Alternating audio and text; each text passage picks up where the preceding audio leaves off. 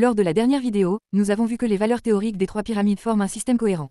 Les proportions de Khéops, 3 coudées de base pour 1 mètre de hauteur, nous enseignent à passer du carré au cercle. Faisons de même avec Képhren, nous obtenons une hauteur d'une coudée pour un diamètre d'1 mètre, soit un diamètre de 523,3 coudées. Alors que le périmètre d'Apothème de Mykérinos est 523,82 coudées.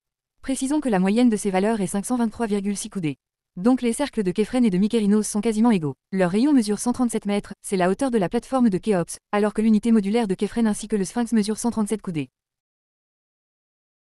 Le système d'implantation du plateau de Gizeh est basé sur un carré de 1000 coudées de côté et un carré de 1000 coudées de périmètre. Sa logique corrobore les dimensions théoriques des trois pyramides, 440, 411 et 202,25 coudées.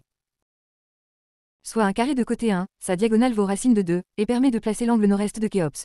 La diagonale d'un rectangle 1 par racine de 2 vaut racine de 3, et permet de placer l'angle sud-ouest de Mykérinos. Un rectangle racine de 2 par racine de 3 encadre les trois pyramides. Un carré racine de 3 exclut la fosse du sphinx.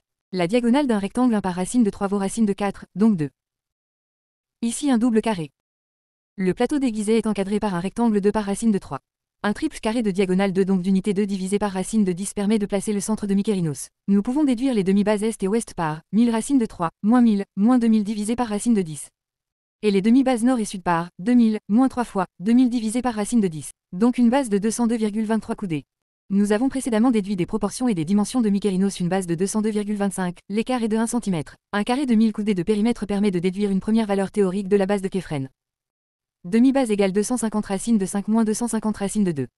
Donc une base de 410,93, soit un écart de moins de 4 cm. Un autre carré de 1000 coudées de périmètre permet de calculer une seconde valeur théorique.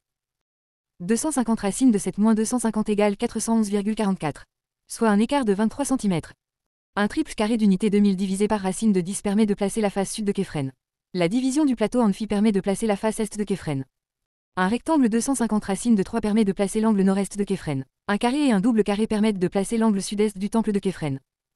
Un carré de 1000 coudées de côté et un autre de 1000 coudées de périmètre permettent de déduire une base théorique de Khéops.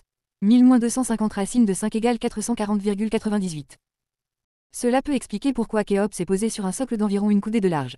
La logique du système d'implantation permet de déduire un creusement d'apothème théorique de Khéops de 1,472 coudées. Cela correspondrait à une surface d'enlèvement de 309 coudées carrés par face.